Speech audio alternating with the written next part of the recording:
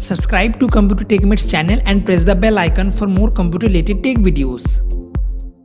Friends, अगर आपको कोई भी कंप्यूटर पर प्रोग्राम चलाना हो या कोई फाइल खोलना हो या नेटफ्लिक्स देखना हो या तो फिर कोई गेम खेलना हो, बिना रैम के आप कोई भी काम नहीं कर सकते हैं।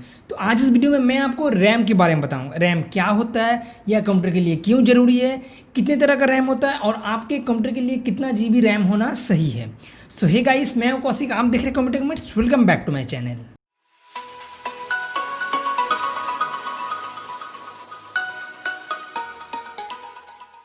वीडियो में आगे बढ़ने से पहले फ्रेंड्स, हो सकता है आपको रैम के बारे में पता हो, अच्छी बात है, लेकिन जब आप एक बार क्लिक किए तो इस वीडियो को एंड तक जरूर देखिए।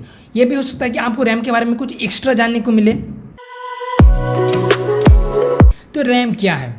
तो कंप्यूटर को हमेशा काम करने के लिए, चीज़ों को लोड करने के लिए एक फास्ट मेमोरी की ज़रूरत होती है, जो कि यह रैम करता है। रैम जिसका फुल फॉर्म होता है रैंडम एक्सेस मेमोरी। रैम एक शॉर्ट टर्म मेमोरी है, जिस तरह इसका उल्टा एक SSD और एक hard disk long time memory, जहां अपनी फाइल्स और चीज़ों को लॉन्ग टाइम तक सेव करके रखते हैं। रैम कंप्यूटर का एक टेम्पोररी स्टोरेज है।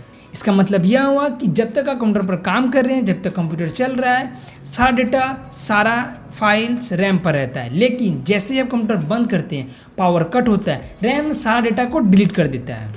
रैम का काम यही है। और फिर जब आप कंप्यूटर को ओपन करते हैं तो फिर रैम ऑपरेटिंग सिस्टम के थ्रू सारा डेटा अपने हार्ड डिस्क और SSD से सारा फाइल्स को अपने पास रखता है, जिससे ताकि आप जब जिस डेटा का डिमांड करें, जिस फाइल को ओपन करने का सोचे, रैम उसे तुरंत एक्सेस कर पाए, तुरंत आपके सामने दे पाए। फ्रेंड्स, कंप्यूटर में रैम एक हार्डवेयर की तरह काम करता है और सारा डेटा को अपने पास रखता है ताकि जल्दी से एक्सेस किया जा सके। और जब तक आप कंप्यूटर पर काम करते हैं, उस समय सारा डेटा आपके हार्ड डिस्क या SSD में सेव रहता है, ना कि रैम में, जब तक कि आप उसे सेव नहीं करते हैं। और फिर जब आप एक बार सेव कर लेते हैं तो वह सारा डेटा रैम से सीधा आपके हार्ड डिस्क या SSD में जमा हो जाता है और फिर आप उसे बाद में भी एक्सेस कर सकते हैं लॉन्ग टाइम के लिए। फ्रेंड्स, रैम में मल्टीप्लेक्सिंग और डीमल्टीप्लेक्सिंग दो तरह के सर्किट होते हैं, जो डेटा को रीड करने के लिए, डेटा को तुरंत एक्सेस करने के लिए रैम को स्टोरेज यानी कि हार्ड डिस्क या SSD से जोड़ता है। एक से ज़्यादा स्टोरेज रैम पर सिंगल एड्रेस में किया जाता है। और रैम में कई सारी डेटा लाइन्स होती है, जैसे कि 8 बीट, 32 बीट, 16 बीट, 64 बीट, और उसको उसी बीट वाला डिवाइस कहा जाता है। रैम एक्चुअल में DRAM मॉड्यूल से जुड़ा रहता है, यानी कि पावर कट होने पर सारा डेटा, सारा इन्फॉर्मेशन डिलीट हो जाता है। लेकिन कुछ रैम अभी ऐसा बनाया जा रहा है जिससे पावर कट होने के बाद भी कुछ देर तक डेटा को स्टोर किया जा सके।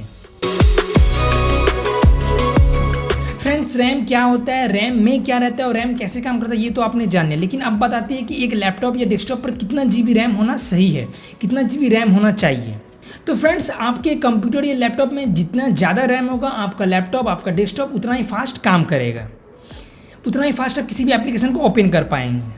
अब 25 ईयर्स एगो, 25 साल पहले 512 MB RAM, Pentium single core, dual core और विंडोज़ 95, 98 के साथ चल जाता था। लेकिन अब आजकल एक नॉर्मल लैपटॉप, एक नॉर्मल डेस्कटॉप में 4 GB रैम और 1 TB हार्ड डिस्क के साथ आता है। आप तो देख ही रहे हैं, टेकडोस में जो भी मैं लैपटॉप या डेस्कटॉप के बारे में बताता हूँ, उसमें एटलीस्ट 4 GB रैम तो होता ही है या उससे ऊपर ही, क्योंकि आजकल जितनी भी फाइल, जितने भी सॉफ्टवेयर है, उसका फाइल साइज बड़ा हो गया है। तो आजकल एटलीस्ट 4 GB रैम सही है। अगर रैम कम होगा तो क्या होगा? तो अगर रैम कम होगा तो रैम डेटा को एक्सेस करने में काफ़ी टाइम लेगा।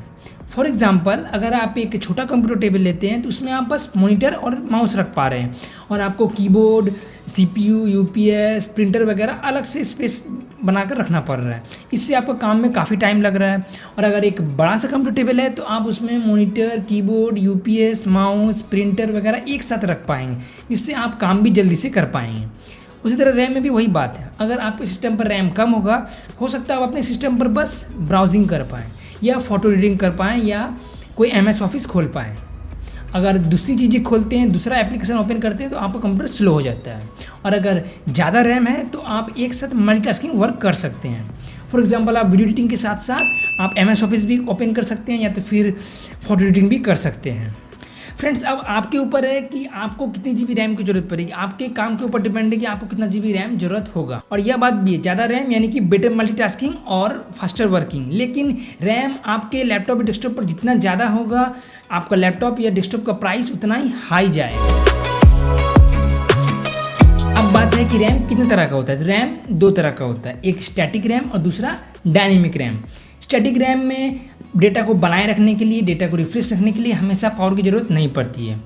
स्टैटिक रैम एक स्विच के साथ काम करता है, ऑन है तो यानी कि रैम चल रहा है, ऑफ है तो रैम बंद है। स्टैटिक रैम DRM यानी कि डायनेमिक रैम के कंपेयर में काफ़ी महंगा होता है और काफ़ी फास्ट काम करता है, जबकि डायनेमिक रैम को हमेशा डेटा को रिफ्रेश करने के लिए, उसे बनाए रखने के लिए पावर की जरूरत होती है। अगर डायनेमिक रैम में पावर नहीं है तो यह डेटा को रिफ्रेश नहीं कर पाता है।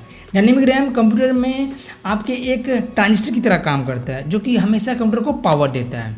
डायनेमिक रैम स्टैटिक रैम के कंपेयर में थोड़ा सस्ता होता है और स्टैटिक रैम के कंपेयर में थोड़ा लो स्पीड में काम करता है।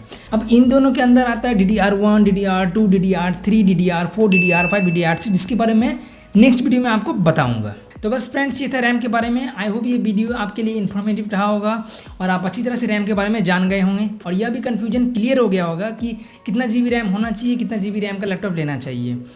तो अगर वीडियो अच्छा लगा तो प्लीज़ लाइक, कमेंट, शेयर और सब्सक्राइब टू माई चैनल। और इस वीडियो से कोई भी सवाल हो नीचे कमेंट कर पूछ सकते हैं। आज के लिए इतना ही, जल्दी मिलेंगे नेक्स्ट वीडियो में, तब तक के लिए गुड बाय।